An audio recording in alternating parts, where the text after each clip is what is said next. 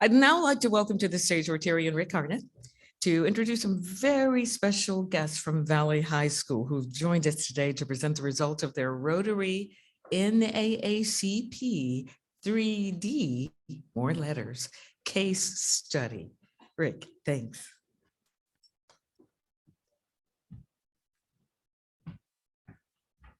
Thank you so much, President Jean. Last year, our Community Impact Committee that was looking at ways that our club can play a bigger role in helping our whole community come together, identified education as one of the things that we could really do. And our connections and contacts led us to find JA, which already has been piloting a major change in how to do high school education. It's called 3DE, three-dimensional education, and means that it gets high school students involved in trying to help solve real world problems. Our club had a problem. We didn't know how to reach out to young people and let them know the kinds of things that Rotary does and the benefits that it can offer them. So we asked the students at Valley High School to tell us, give us some ideas. What can they do? And that's what they're here to do today, to share their presentation that was done in competition with other groups at the same Valley High School. These are the winning students with the best presentation.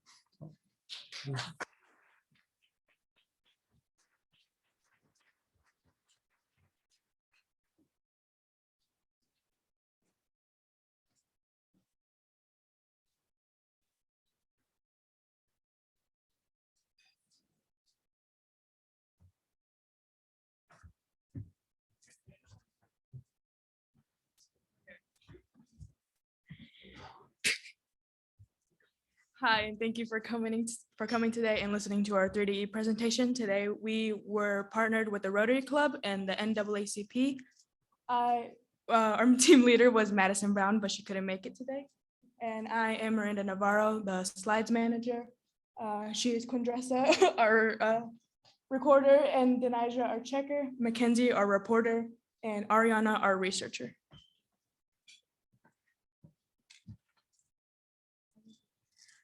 All right, to start off, here's some information on both companies. The NAACP was first founded on February 12th in New York by W.E.B. Du Bois.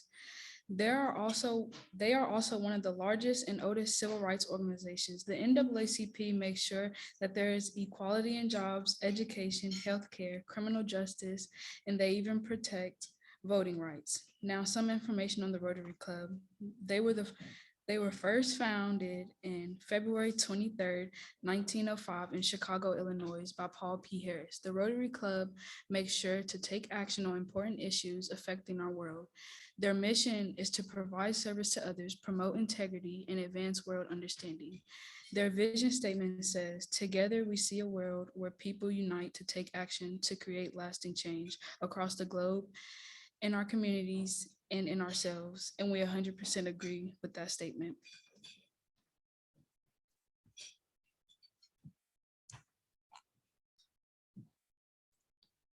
Next is our case challenge and our competency.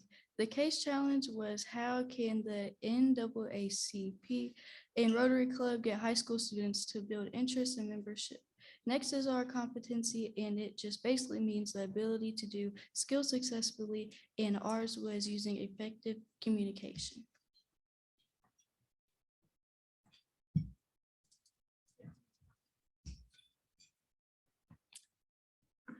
With knowing all in this information, we decided that you should run an advertisement on YouTube. We know that a lot of teens use YouTube to watch videos. So by creating a YouTube ad when teens get on YouTube, it would be easy for them to see the ad, since usually before every video you watch, there's an ad. We even made a short video of what the ad might look like.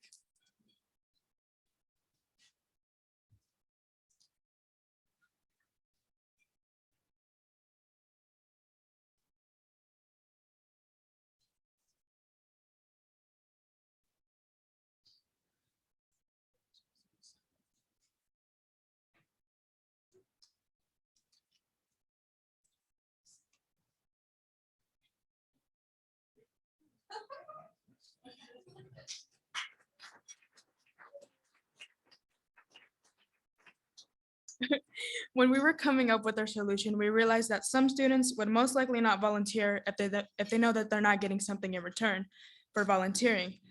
That thing in return mainly is money, because we know teens nowadays want their own money to buy their own things. So if teens see that volunteering could lead to some advantages, then it might make them more willing to volunteer.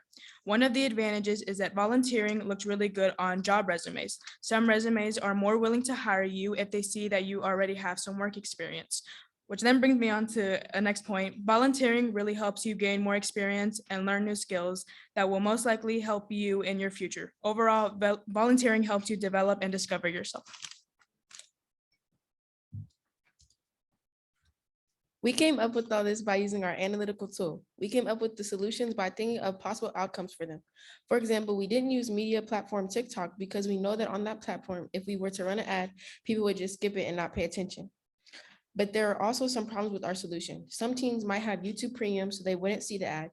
We are also not sure how much money it is to get an ad on YouTube. So this would be a problem since both companies are nonprofit organizations, meaning that they are mainly doing this for the people.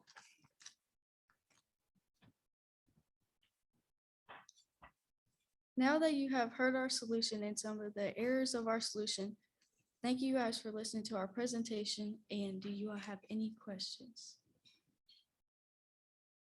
And also, we have a lot of opening. Yes. There are a lot of openings for new 3D case challenges for more companies to, if you need help. I'm sorry.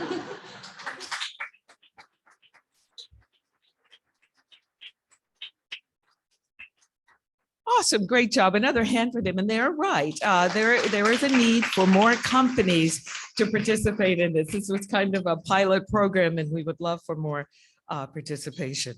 Okay. Wow, I love it when kids get engaged. That's just awesome. And now I will introduce our speaker, who will I'm going to introduce everyone. Okay, Mary, I'll give that for you. Mary Irby-Jones is the Executive Director of the Courier Journal and the newly appointed USA Today Network Midwest Regional Editor, which means she oversees nearly 24 newspapers in Kentucky, Indiana, and Illinois. Mary was named editor of the Courier Journal in 2021, becoming the first woman to lead the Courier Journal and only the second African-American. A Mississippi native, she was the editor of the Clarion Ledger in Jackson, Mississippi, prior to joining the Louisville newsroom. Over 30 years experience in media, including 5 years in newspaper and television digital, as well as 3 years in broadcast as managing editor of WHIO-TV in Dayton. She's a 1988 graduate of the University of Mississippi. Mandy McLaren has been an education reporter for the Courier Journal since 2017. She previously covered national education issues for the Washington Post while completing her master's degree in investigative journalism at American University in Washington, D.C. Before beginning her journalism career, she worked in New Orleans public schools. God bless her, where she spent 7 years as a special education teacher and administrator. Since joining the Courier Journal, McLaren has won numerous local state awards for her journalism. Her stories on Jefferson County Public Schools' use of psychiatric evaluations on children won first place in investigative reporting from the Education Writers Association in the 2020 National Awards for Education Reporting. And Vita Morgan, who many of you know, is a Senior Director for Engagement and Diversity at the Courier Journal. She's a veteran journalist, 34 years of experience as a reporter, editor, top newsroom manager, a native of Sacramento, California. She started her career as a police reporter at the Reno Gazette-Journal in Nevada. Aha, I pulled that up, where she also covered business and education and worked as a copy editor and associate editorial page editor. She joined the Courier in 1994 and has worked as a neighborhoods education reporter, neighborhoods editor, features editor, news director, director of community impact, and all the ships at sea.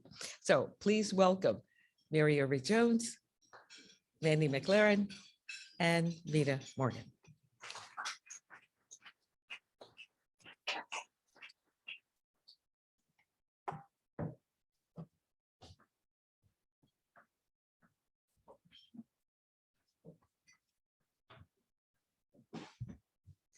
Good afternoon, and thank you all for inviting the Courier Journal to present to you today on this really important topic. I myself am the product of a rural school district in Mississippi. So education and education achievement is really important to me. I came from a family where I was the first person to attend college and graduate from college. My mother has an 8th grade education, and so education is really important to me. When I came to the Courier Journal, they had already done the first part of a 2-part series looking at the Jefferson County Public School District. I was extremely excited about it. Whenever I can find Mandy, who has led the charge, I'm always talking to her about this topic. It is important to the Courier Journal that we do this work. It is important to me that I support this work in whatever way possible. Mandy has spent hours of time, not just researching and interviewing, but spending time in the school districts and talking to the students who live this life every day.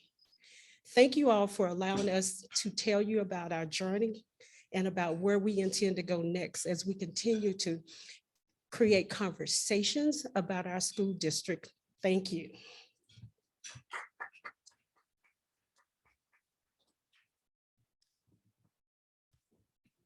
This up a little bit. Does this work? Can you hear me? Okay, good afternoon, everyone. Excited to be here. I think this is for each of us our first time visiting with you all, and we're very grateful that you asked us to be here today. I am here to really talk about the reporting that came out in November. The series was called Magnetic Pull. And before we get into that, I'm just going to do a quick little check for understanding. As Mary said, I'm a former teacher. So can you just give me a thumbs up if you read any of the stories in this series, just so I know what the audience I'm working with here? Okay, cool. And then if anybody read the series called The Last Stop, which came out earlier in the year in February. Okay, smaller group. Okay, that's great to know. So let's go ahead, we'll roll right into it. You already heard a little bit about me, but I will share a little bit more. I am actually from Massachusetts, and I have a distinct memory of being in my childhood home in the living room, and we always had the news on. I don't know if it was like the 5 o'clock local news, or we had already moved on to Peter Jennings at 6:30.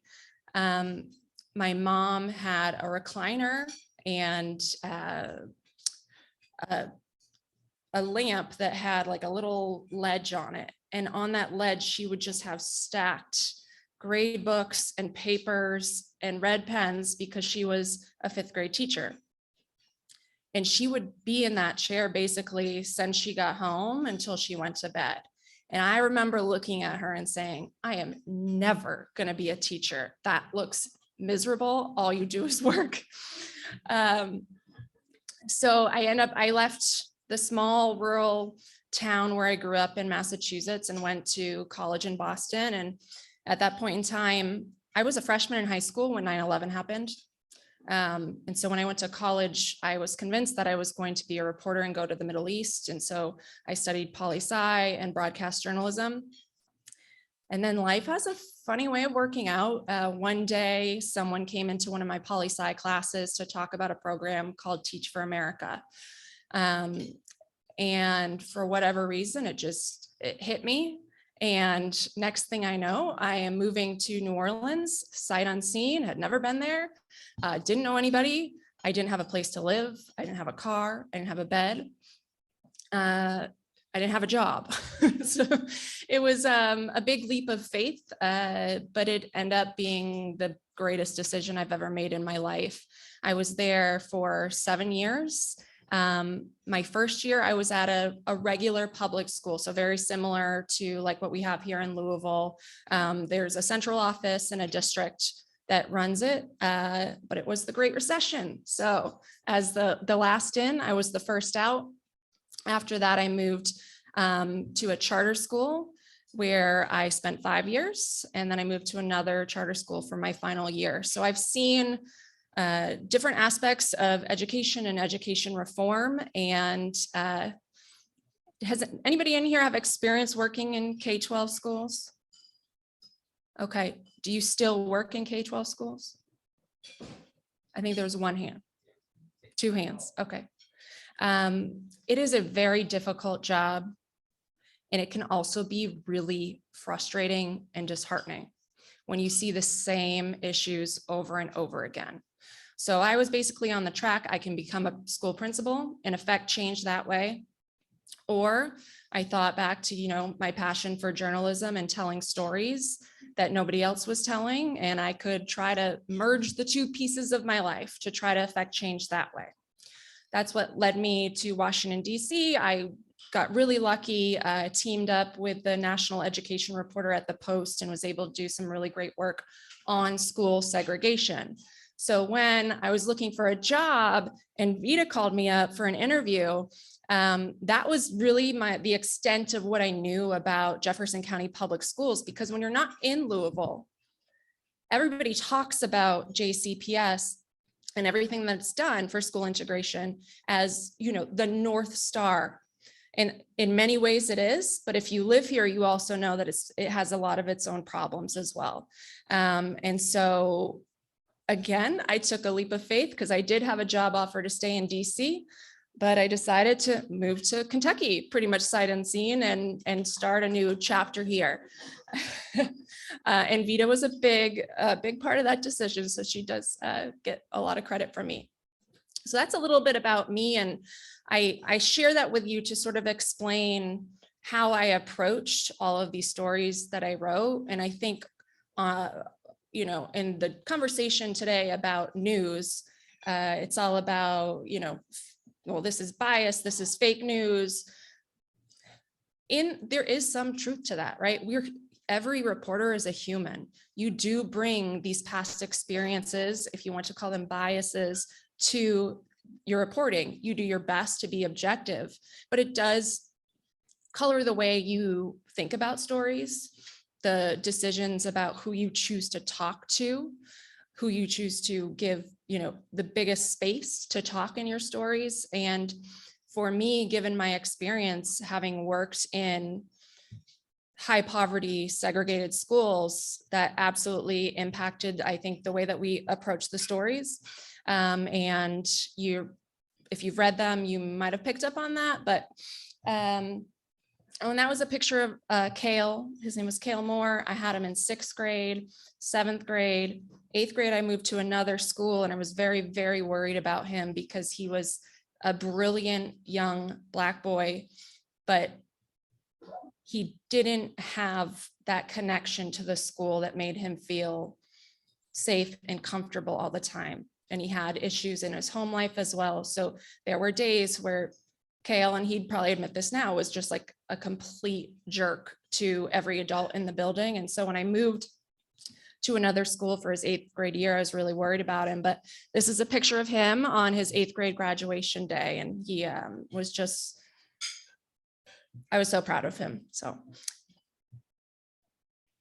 I'm just pop some images up here to remind folks who have read this or who never got a chance to see it about the first part of the series that came out in February.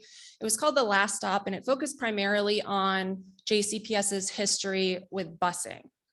Does anybody know why the year 1984 is significant to that? Okay, does anybody know why the year 75, 76 is significant? Because that's when it started, right? Okay, so what the big thing that we focused on in this series is actually what happened in 1984, because up until then, there was most children in the district. There were some zones, I think, in the Newburgh area that didn't have to do busing, but there was busing in both directions and by both races, essentially. In 1984, the Jefferson County School Board, by a vote of 6-1, the dissenting school board member was a Black reverend. They voted to essentially end all suburban busing. So any families that lived traditionally in the wider areas of the county, they did not have to do what is forced busing anymore. However, families in the urban core, majority the West End, had to continue busing. And it is still today in 2022 like that. There are families living all over the West End that do not have a choice. They have to send their children 30, 40-minute bus ride away to attend middle school. Think about that as a 12-year-old. And then for high school as well. And I know that you all are from Valley, right? Valley is a great example of how this really affects families and even kids making friends. If you can see here, the JCPS high school boundary map. If you look in the West End, can you see all those different colors there? It's a jigsaw puzzle. It's all chopped up. And Valley, I don't know what color you are over there. You're like a light pink. So if you can see any of the light pink over there in the West End, if you live there, you're assigned to Valley. But what makes it, I think, even more frustrating for those families, you could be in walking distance to a high school, the Academy at Shawnee. You don't have any middle school option in the West End. The district closed those down or changed them to magnet schools. So what would happen if you lived in that area of the West End in that little pink block, maybe you got to go to elementary school close to home, but when it comes time for middle school, does anybody know where they would be bused to for middle school? All over, but specifically in this little zone, they would be bused to Kammerer. So Kammerer is out here by Ballard, right? So they go there, they do their best, right? They make friends. Then when it comes time for 9th grade, all of their suburban friends, they basically move right over to Ballard, or some of them might peel off for Manual, et cetera. But all of the West End kids, they don't get to stay with that community that they've built. They then have to be bused to Valley on the complete opposite side of the county. So I'm explaining this because I know that not a lot of people put their hands up when I asked if anybody had a chance to read these stories. And I think that's important. That's a very important piece of this. And that's probably the biggest challenge for Superintendent Polio as he moves forward with his reforms. But we'll pivot to the magnetic pole project right now. So this was published in November. There were 6 stories, a podcast, a 6-episode podcast called A Bad School, and a documentary. So we invested a lot of time and a lot of resources into this project. And to anybody here that is a subscriber, we thank you for that, because without that, I would not have been able to even like spend time on this. So the Courier Journal is very unique to papers our size at this point. We have 2 education reporters. So because with the support of subscribers, we've been able to invest in that. Olivia Krauth, my colleague who worked with me on the first project, she was able to pivot back to all the craziness that's happening right now with COVID in schools and critical race theory and that. Well, I was able to stay digging on this topic. So just want to highlight that because it really, subscribers really do make a difference. I know you probably hear that a lot from marketing emails, but I can confirm that it's the truth.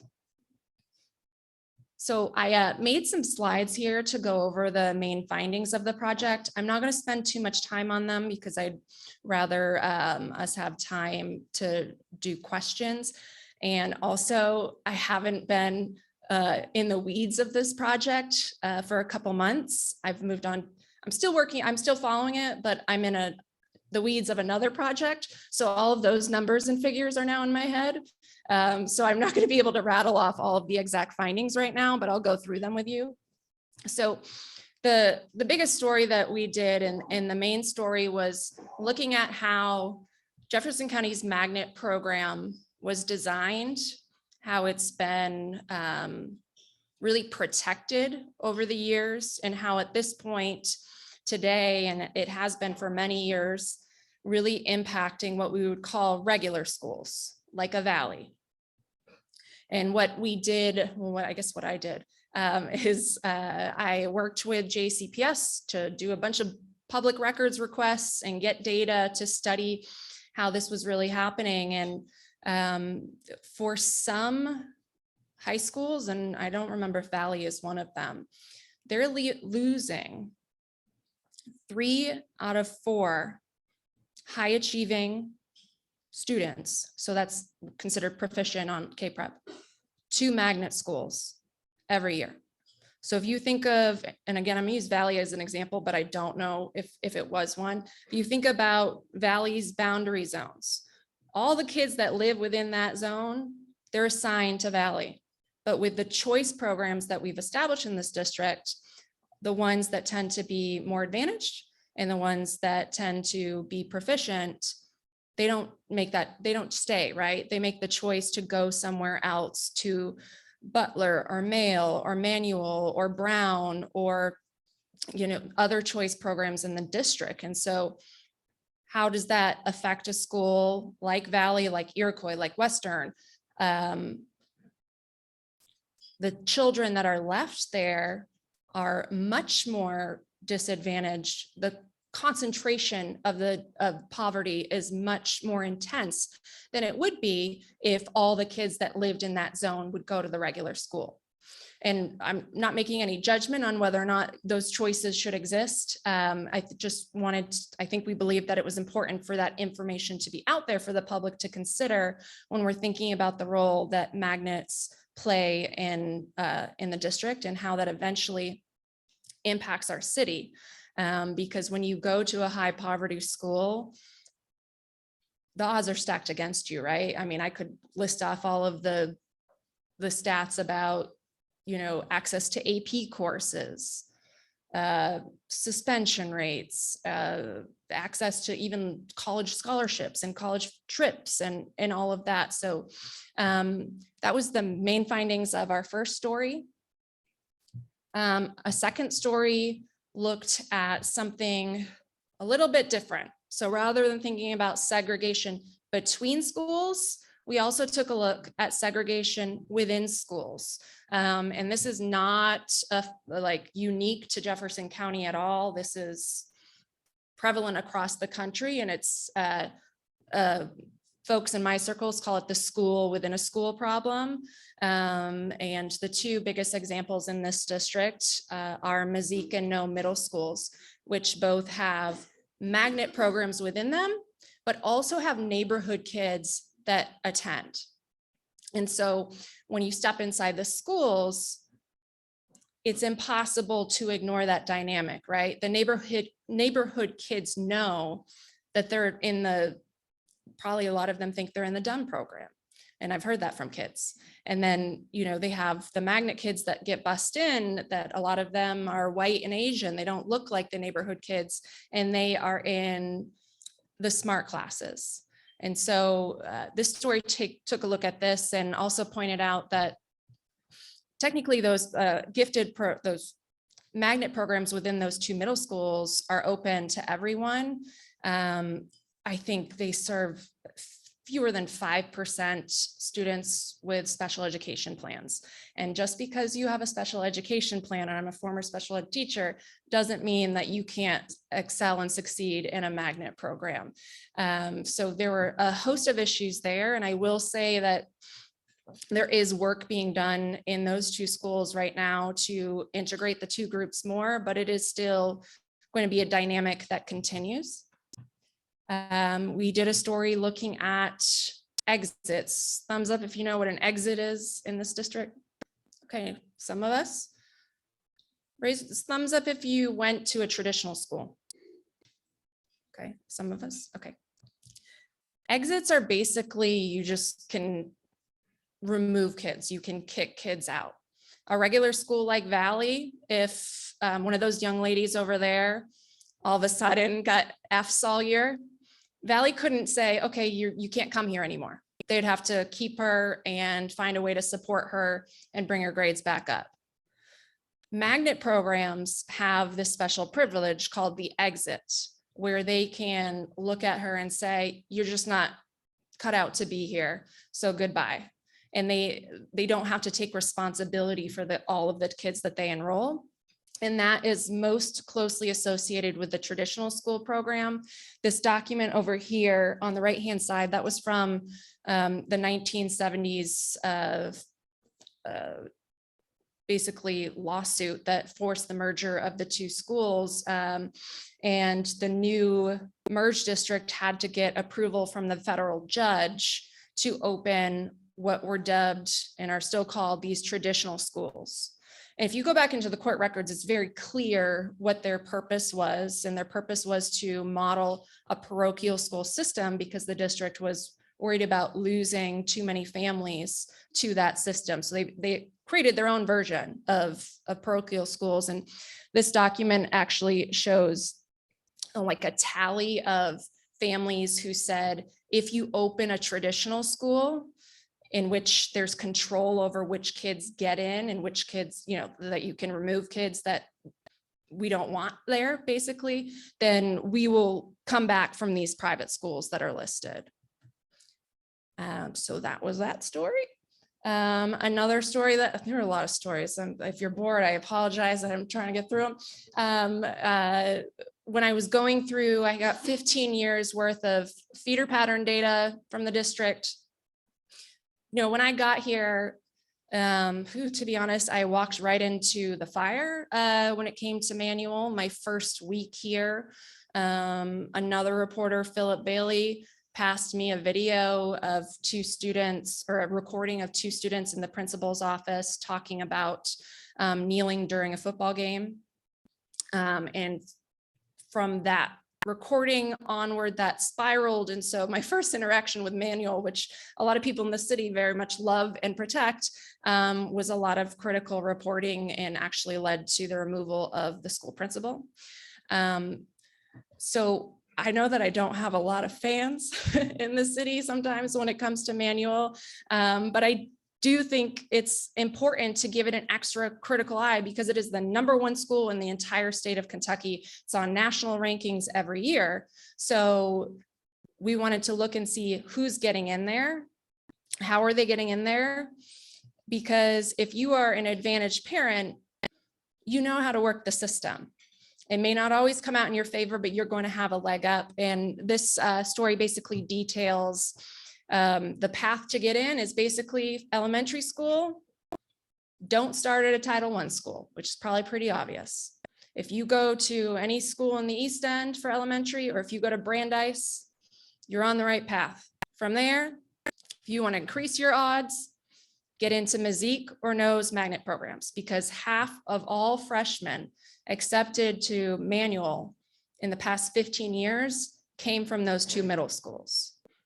So when we think about manual being this promise for every child in the city, if you work hard, you can get into that school.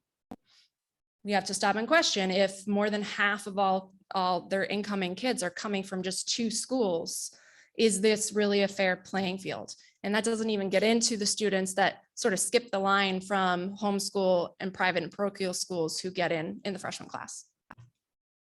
Okay, another story, move through this. Essentially, this was trying to follow the accountability that JCPS has been facing, which is essentially none. The school board, I've been here since 2017, and I would think as an outsider that at least once a year, the school board would, you know, maybe ask for some information about how the student assignment plan is going.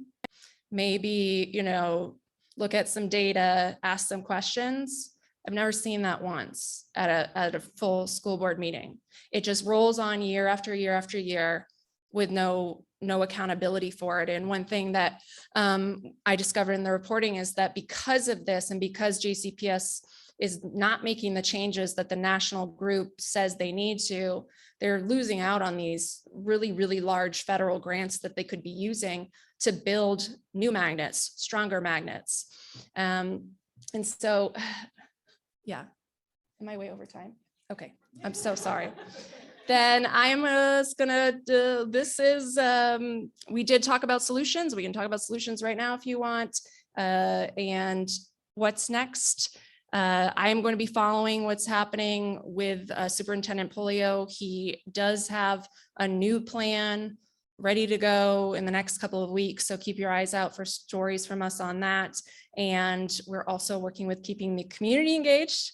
Do you want to speak about it, or I used way too much time? Okay, I'm sorry. Thank you.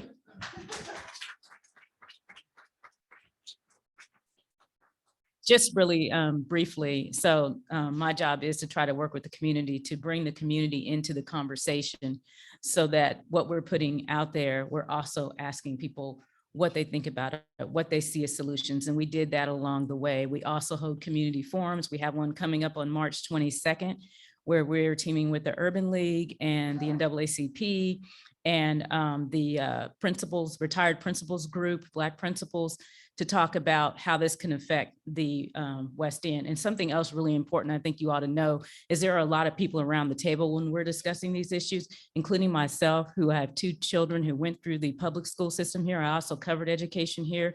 And one of my son went to Manual High School, where he was actually Mr. Manual the year he graduated. And my daughter went to Male High School. So we do have diversity at the table to talk about. So when she says, I know the Manual people aren't happy, a Manual person was at the table as we did the research and we looked at the data. So it's important to us that we don't operate in a vacuum, which is why it's really important that, and Mary puts a lot of importance into community engagement. And so that is what I do, try to reach out to everyone. I'm going to stop so that y'all can answer questions.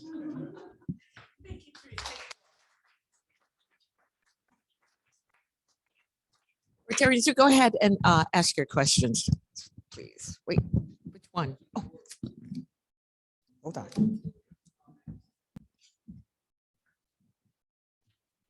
Here we go. Thanks, Kevin. It's a comment. I just wanted to comment for our folks who are here. One, I want to thank you all very much for coming because this is important. What you may or may not know that Jefferson County Public Schools and the achievement of our students, which become future citizens, is really important to our Rotary Club. We've been working since 2011 with 2 of the lowest performing schools, Iroquois and Western, and we've done a whole lot of other stuff that I won't want to go through right this second. But I wanted to let the club know that I'm going to talk with these folks to let them know what we've been doing from, we've just a quick, since 2010, inspired by Rotary Club president at the time, Huey Heiser Jr., we partnered with JCPS and Jefferson Community and Technical College to create a $2 million last dollar scholarship, which covers tuition and fees for Iroquois and Western. Now, we've been doing that for a long time. There's lots of money out there.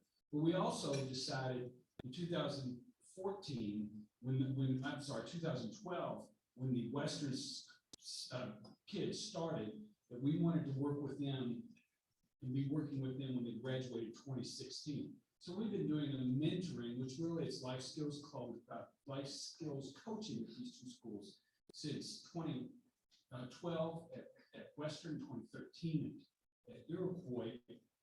And just for the numbers, y'all are numbers data people, we've had 3,000 hours of mentoring with 1,350 mentors to 3,000 students with over 125 visits to Western and Iroquois high schools. I mean, we've invested not only $2 million in money, but 3,000 hours in the kids. And I'll tell you, maybe your podcast on a bad school, almost didn't listen to it because of the title. Irregardless, what you had to say in the background, and I just got to tell everybody else here. Mandy befriended, I don't know if that's the right word, a young man at Iroquois, and through her podcast, you could see how much she cared. And then she had a picture of the young man a minute ago. Was that yesterday? I'm just looking you up. Yesterday, you did a tweet on a young man that's in trouble, and she cares about these kids.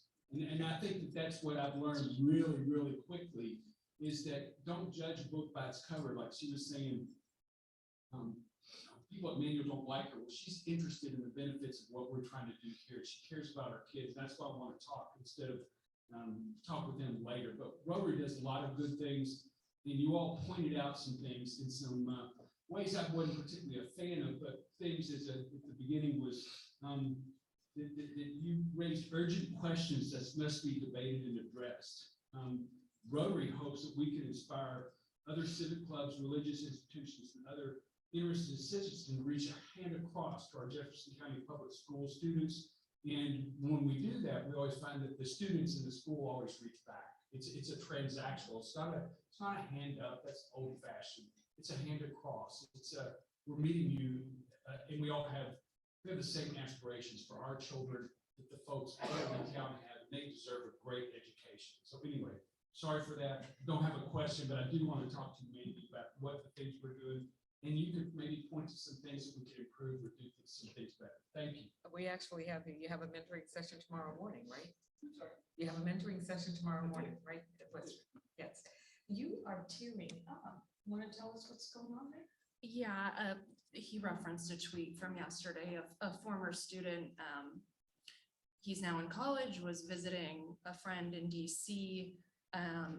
He had a stroke.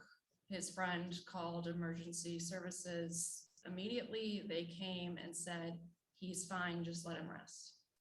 And they left. And now he's hospitalized. And so there's a GoFundMe out there if anybody is interested in donating.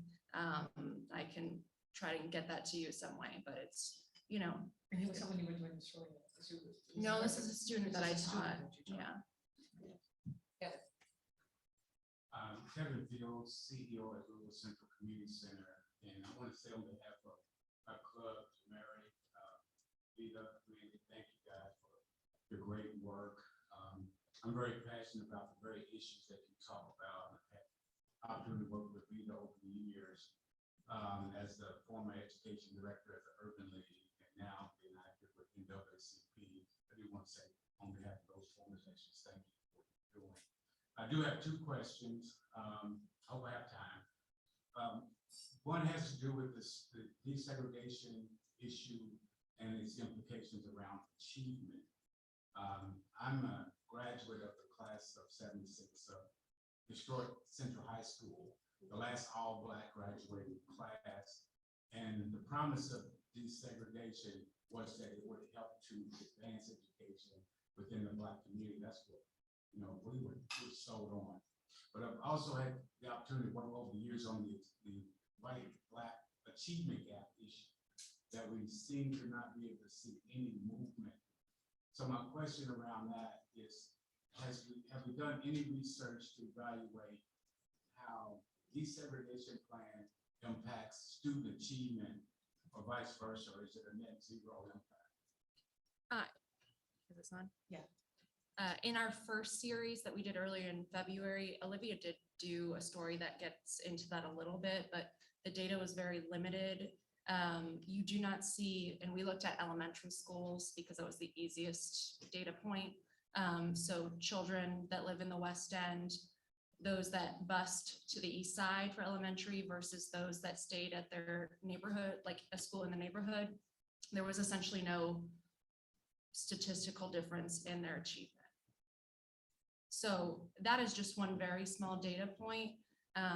We do know that integrated schools, it's a part of our being humans on this earth, right? And it's living and learning with each other and from each other. And it doesn't hurt, data does show it doesn't hurt anyone. And it actually helps people of all cultures.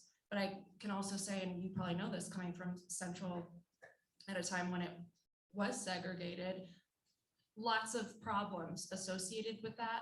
But there's also, just because a school is all Black doesn't mean it should be failing. Doesn't mean it has to be failing. There are plenty of all Black schools in cities across this country that are not failing, and their kids are scoring incredibly. And it's about the expectations, it's about the culture, it's about the relationships teachers in those buildings are making with kids. It's also about resources. Yep. And that becomes a problem when you have schools that are all poor or mostly poor, and then you have schools in the East that are wealthy. You also have parents who are very active in these other schools who provide resources, and often in the schools where you don't have that kind of wealth, then you don't have those kind of resources. So I think it becomes important, and that's one thing we'll be talking about at our event on March 22nd, that these schools have the resources that they need because they have kids in them that have a lot of struggles, and they're gonna need a lot more help. And so we're gonna need a lot more resources there. And what I would say on behalf of the newspaper is that we are keyed into that question of student achievement. And as the school district looks to try to make decisions about student assignment, and we certainly will be looking at that and raising that question and examining that issue and really making sure that that is at the cornerstone of the conversations that we're trying to have in the community.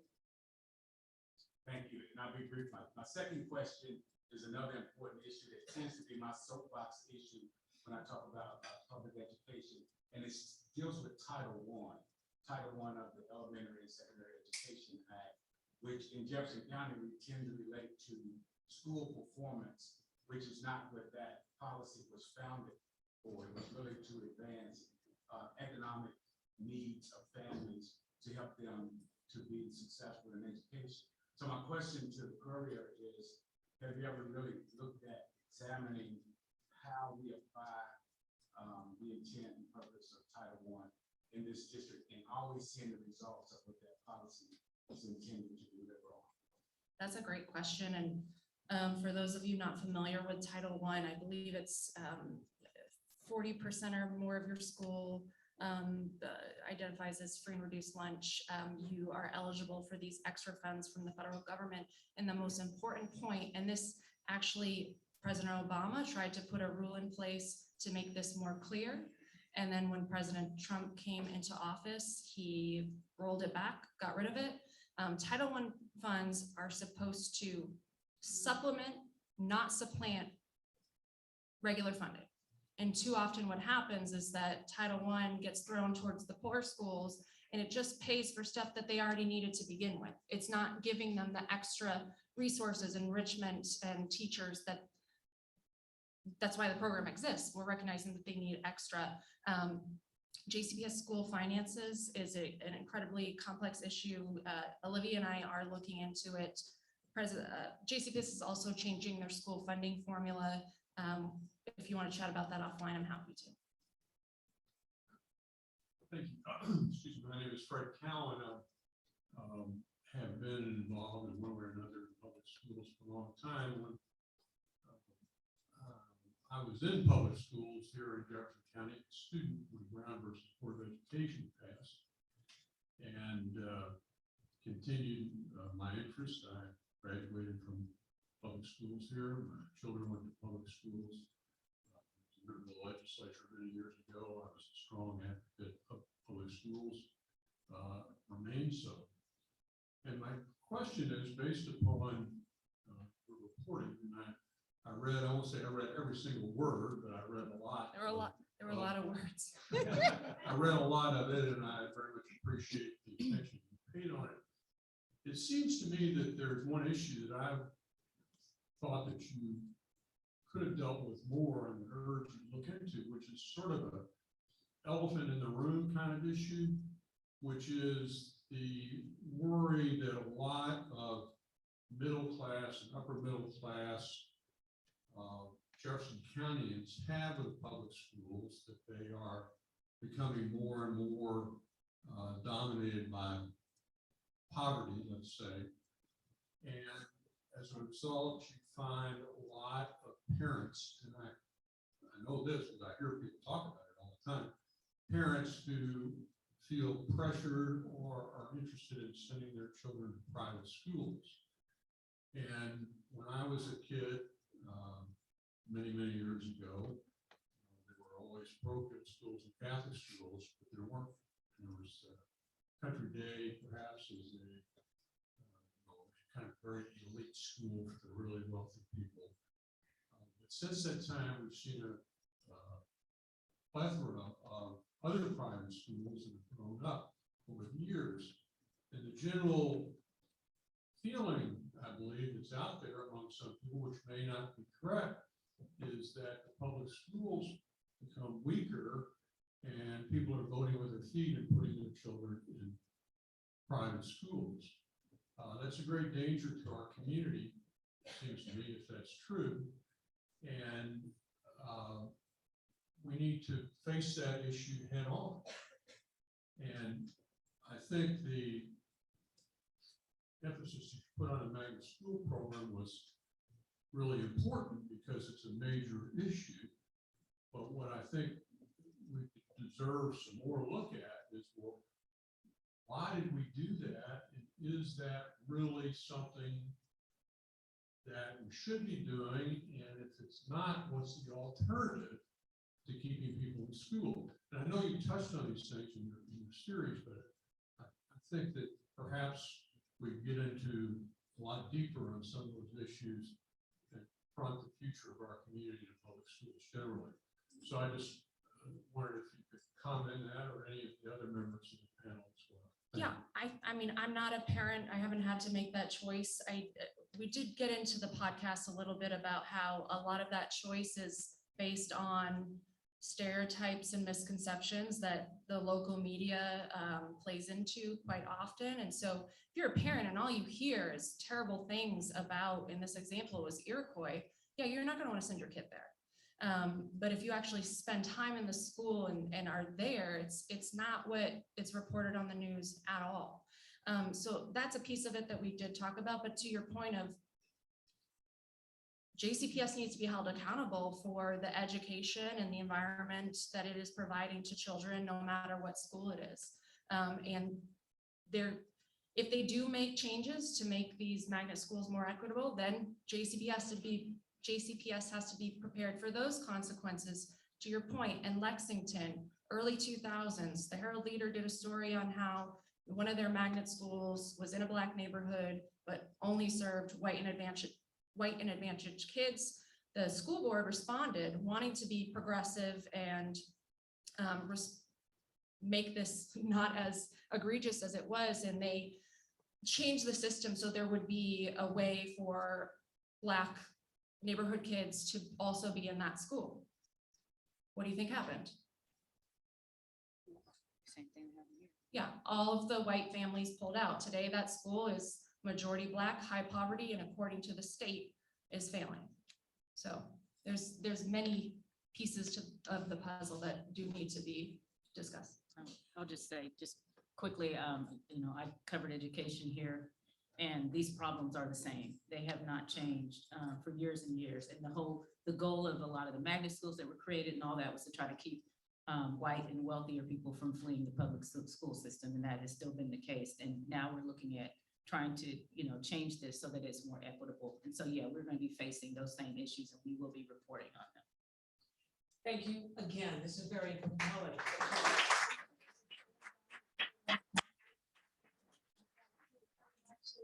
Like you're going to be around a little bit if you still have questions, and I am going to adjourn the meeting. Here we go.